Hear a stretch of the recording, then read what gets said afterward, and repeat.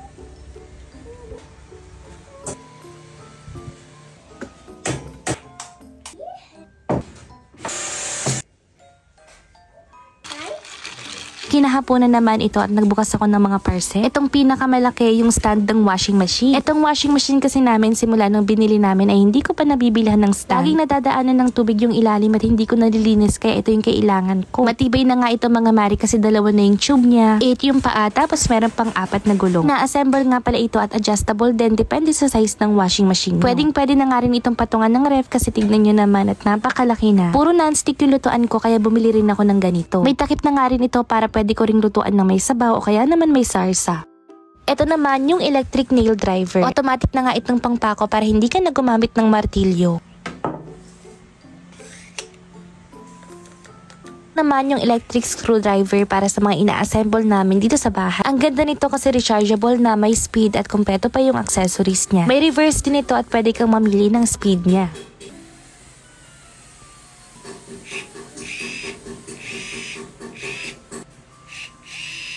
Ito namang panghuli yung waterproof LED light. Alam nyo, ang ganda nito ilalagay ko sa likod ng salamin namin. May plug na nga itong kasama kaya ididikit na lang natin. Maganda nga rin ito sa kusina, mga kwarto kasi yung ilaw niya hindi nakakasilaw. At the same time, maliwanag din naman. Bale itong salamin pala yung lalagyan ko. Alam nyo, ang dami nagtatanong nito kung saan ko nabili. Ilalagay ko na lang dyan sa comment section.